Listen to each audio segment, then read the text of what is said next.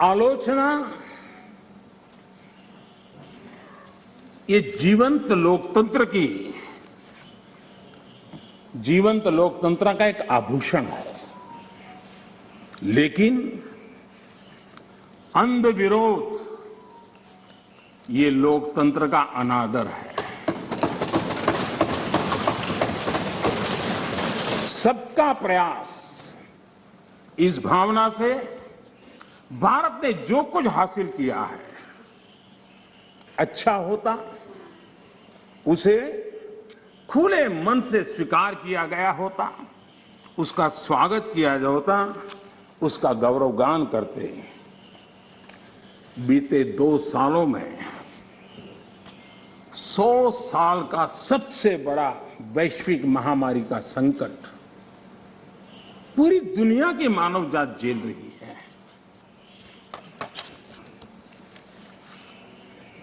जिन्होंने भारत के अतीत के आधार पर ही भारत को समझने का प्रयास किया, उनको तो आशंका थी, इतना बड़ा विशाल देश, इतनी बड़ी आबादी, इतनी विविधता, ये आदतें, ये स्वभाव, शायद ये भारत इतनी बड़ी लड़ाई नहीं लड़ पाएगा, भारत अपने आप को बचा नहीं पाएगा, यही उनकी सोच थी।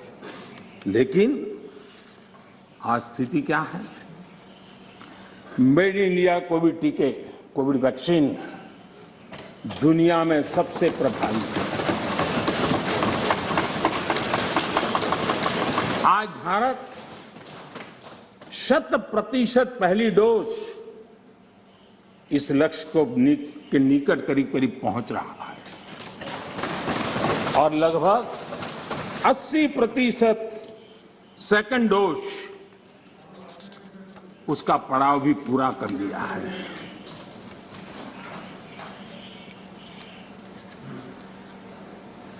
माननीय अध्यक्ष जी, कोरोना एक वैश्विक महामारी थी, लेकिन उसे भी दलगत राजनीति के लिए उपयोग में लाया जाए, क्या ये मानवता के लिए अच्छा है? भारत जैसे, आपको मैं मौका दूं, प्लीज प्लीज।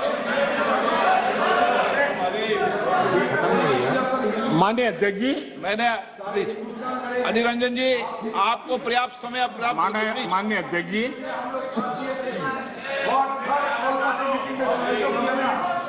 Please please.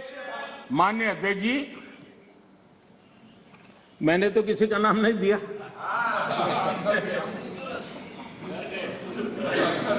कोई भी टोपी पहन लेने की क्या जरूरत है जी? अरे क्यों? लेकिन जब आप खड़े ही हो गए तो अब मैं नाम दे करके बोलना चाहता हूं। अब आप खड़े ही हो गए हैं तो मैं नाम दे करके बोलना चाहता हूं। इस कोरोना काल में कांग्रेस ने तो हद कर दी।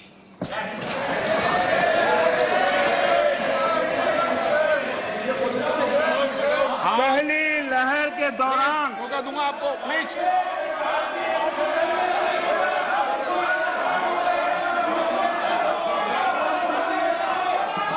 देखिए माननीय सदस्य, प्लीज बैठिए, ये तरीका ठीक नहीं है।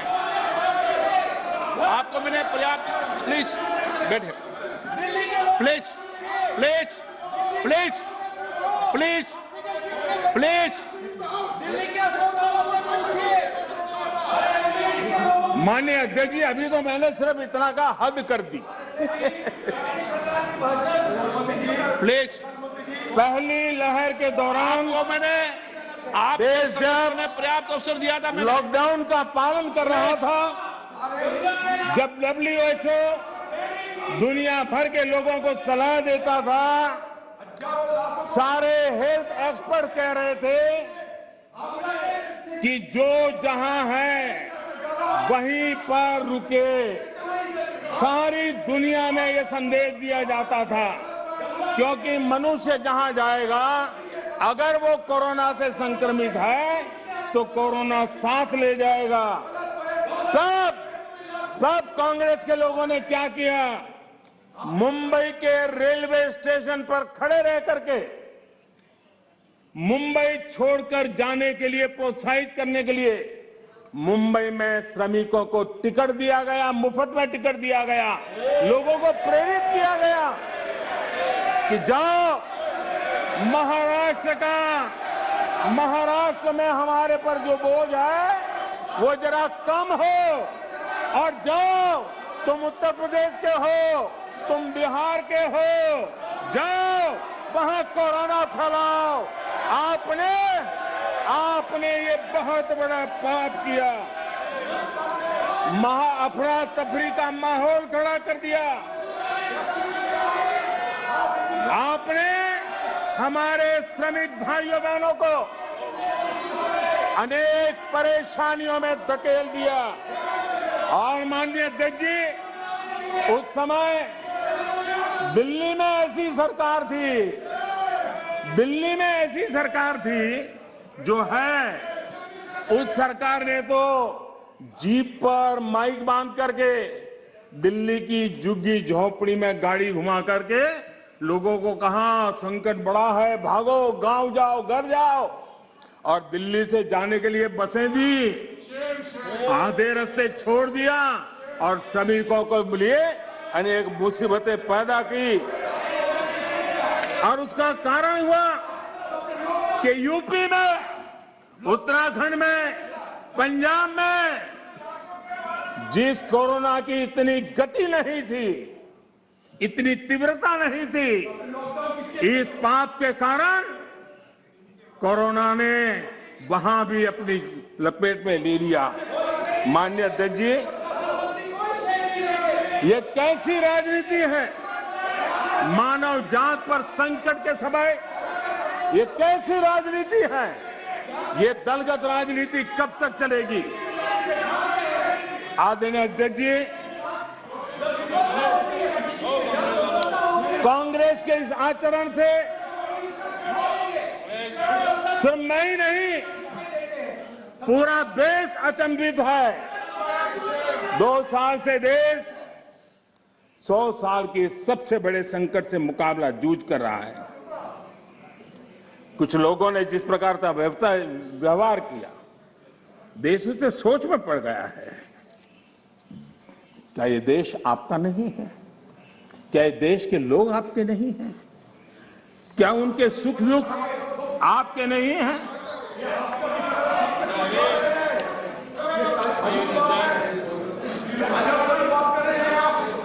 इतनी बड़ी संकट आया, कई राजनीतिक दल के नेता जरा आत्मनिरीक्षण करें। कितने राजनीतिक दल के नेता जो जनता के माने हुए नेता अपने आप को मानते हैं, उन्होंने लोगों को रिक्वेस्ट की हो, अपील की हो, भाई कोरोना का एक ऐसा संकट है, वैश्विक महामारी है, आप मास्क पहनो, हाथ धोना रखो, 2 गज की दूरी रखो। कितने नेता हैं? क्या ये बार बार देश की जनता को अगर कहते तो उसमें कोई बीजेपी की सरकार को क्या फायदा होने वाला था? मोदी को क्या फायदा होने वाला था? लेकिन इतने बड़े संकट में भी इतना सा पवित्र काम करने से भी चूक गए। इसलिए माननीय अध्यक्ष जी, कुछ लोग हैं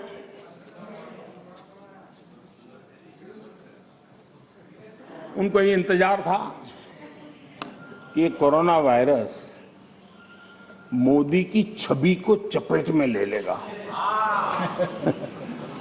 बहुत इंतजार किया और कोरोना ने भी आपके धैर्य की बड़ी कसौटी की है। आए दिन आप लोग औरों को नीचा दिखाने के लिए महात्मा गांधी का नाम लेते हैं। महात्मा गांधी की स्वदेशी की बात, इसको बार बार दोहराने में हमें कौन रोकता है? अगर मोदी वोकल फॉर लोकल कहता है, मोदी ने कहा इसलिए शब्दों को छोड़ दो भाई, लेकिन क्या आप नहीं चाहते हैं देश आत्मनिर्भर बने? जिस महात्मा गांधी के आदर्शों की बात करते हैं, तब भारत में इस अभियान को ताकत देने में, जुड़ने में आपका क्या जाता था? उसका नेतृत्व आप लीजिए। महात्मा गांधी जी के स्वदेश के निर्णय को आगे बढ़ाइए, देश का भला होगा। और हो सकता है हाँ,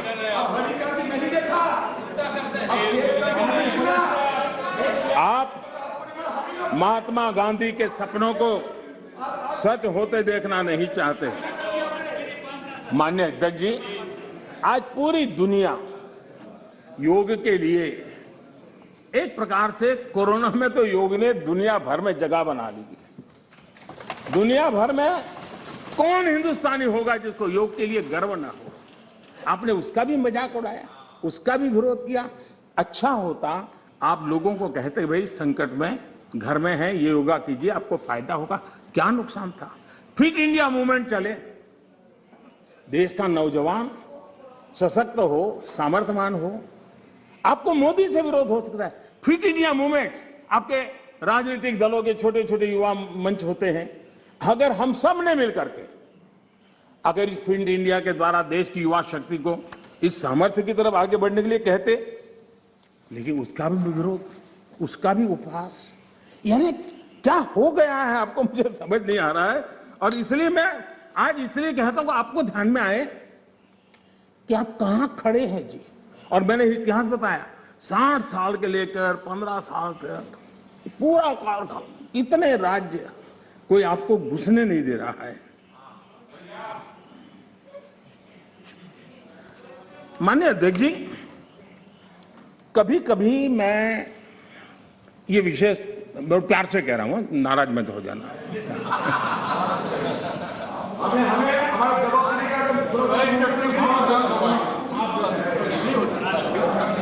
मुझे कभी कभी माननीय अध्यक्ष जी ये विचार आता है, उनके बयानों से, उनके कार्यक्रमों से, उनके कर्तृत्व से, जिस प्रकार से आप बोलते हैं, जिस प्रकार से मुद्दों से जुड़ते हैं, ऐसा लगता है कि आपने मन बना लिया है कि 100 साल तक सत्ता में नहीं आना है।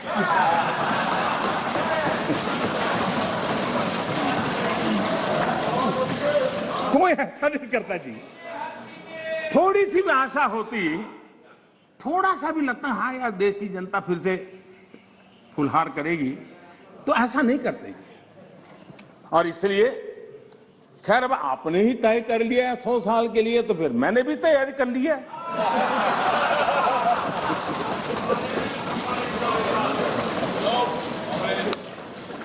माननीय अध्यक्ष जी,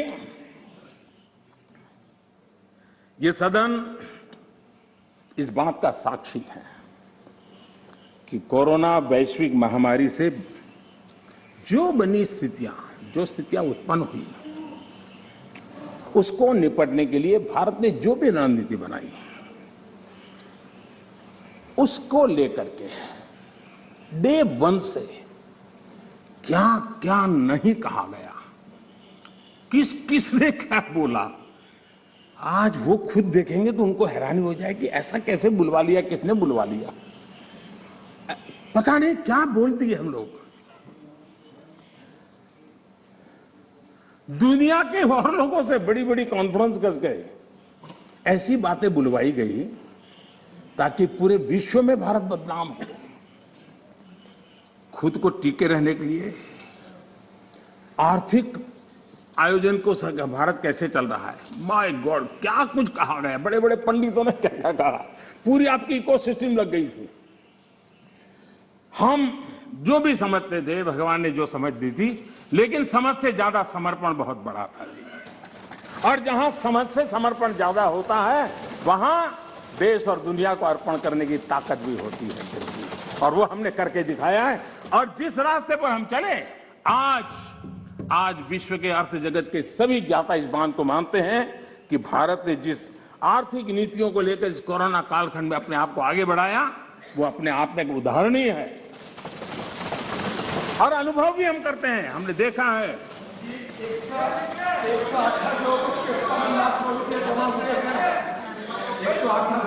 मान्य जी, भारत आज दुनिया की, माननीय अध्यक्ष जी, भारत आज दुनिया की जो बड़ी इकोनॉमीज है उसमें सबसे तेजी से विकसित हो रही बड़ी अर्थव्यवस्था है। माननीय अध्यक्ष जी, इस कोरोना कालखंड में भी हमारे किसानों ने रिकॉर्ड पैदावार की, सरकार ने रिकॉर्ड खरीदी की। दुनिया के अनेक देशों में जहां खाने का संकट पैदा हुआ, और आपको पता होगा 100 साल पहले जो आपदा आई थी उसके जो रिपोर्ट है उसमें ये बात कही गई है कि बीमारी से मरने वालों की जैसी तादाद है वैसी भूख से मरने वालों की भी बड़ी तादाद है। उस समय के 100 साल पहले की रिपोर्ट में है। इस देश ने किसी को भूख से मरने नहीं दिया। 80 करोड़ से अधिक देशवासियों को मुफ्त राशन उपलब्ध कराया और आज भी करा रहे हैं। माननीय अध्यक्ष जी, हमारा total export historically highest record पर है और ये कोरोना काल में है। कृषि एक्सपोर्ट ऐतिहासिक रूप से टॉप पर पहुंचा है। सॉफ्टवेयर एक्सपोर्ट नई ऊंचाई तरफ बढ़ रहा है। मोबाइल फोन एक्सपोर्ट अभूतपूर्व वृद्धि हुई है। डिफेंस एक्सपोर्ट, कईयों को परेशानी हो रही है। ये आत्मनिर्भर भारत का कमाल है कि आज देश डिफेंस एक्सपोर्ट में भी अपनी एक पहचान बना रहा है। एफडीआई और एफपीआई, माननीय अध्यक्ष जी,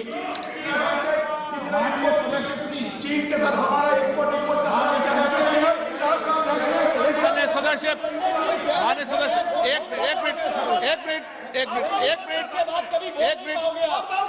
मिनट आप चुप रहिए, आप शांत रहिए, आप शांत रहिए प्लीज। माननीय सदस्य please please please please please एक मिनट चुप रहिए। आप भी माननीय सदस्य, आप चुप रहिए। आपको किसने इजाजत दी? बैठिए। माननीय सदस्यगण, मैंने सभी माननीय सदस्यों को पर्याप्त समय, पर्याप्त अवसर दिया है, लेकिन माननीय सदस्य, आपने जब बोला तो मैंने कहा कि कोई भी इस सदन में नेता बोल रहे हैं, कोई टिप्पणी टिप्पणी करेंगे, लेकिन आज आप ये उचित व्यवहार नहीं है। सदन के नेता बोल रहे हैं, सदन की गरिमा को बनाए रखें, ये मेरा आपसे आग्रह है। आपको मैं बोलने का मौका दूंगा।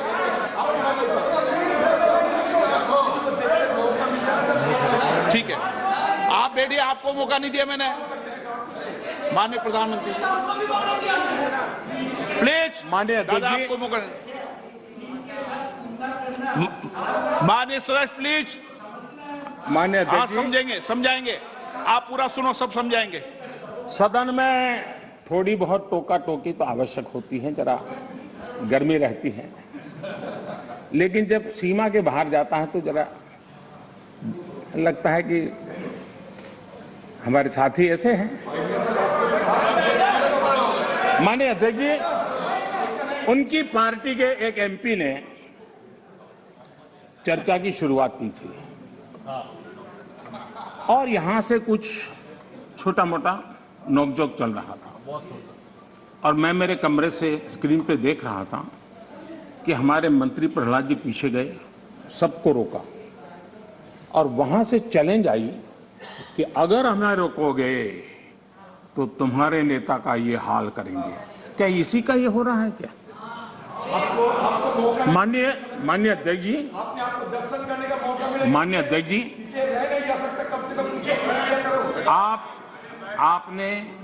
आपको अब हर एक को अपना सीआर सुधारने की कोशिश तो करनी चाहिए और मैं मानता हूं जितना किया है उससे आपका सीआर ठीक हो गया है। जिन लोगों को रजिस्टर करना है आपके इस पराक्रम को कर लिया है जी, ज्यादा क्यों कर रहे हो? इस सत्र में तो कोई आपको नहीं निकालेगा, विश्वास करो। इस सत्र में आपको कोई निकालने का नहीं, मैं आपको गारंटी देता हूं।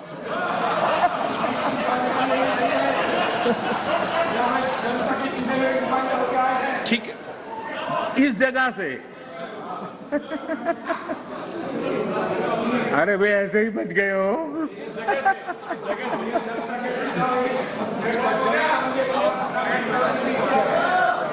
माननीय अध्यक्ष जी, एफडीआई और एफपीआई का रिकॉर्ड निवेश आज भारत में हो रहा है। रिन्यूएबल एनर्जी के क्षेत्र में आज हिंदुस्तान दुनिया के टॉप 5 कंट्रीज में है।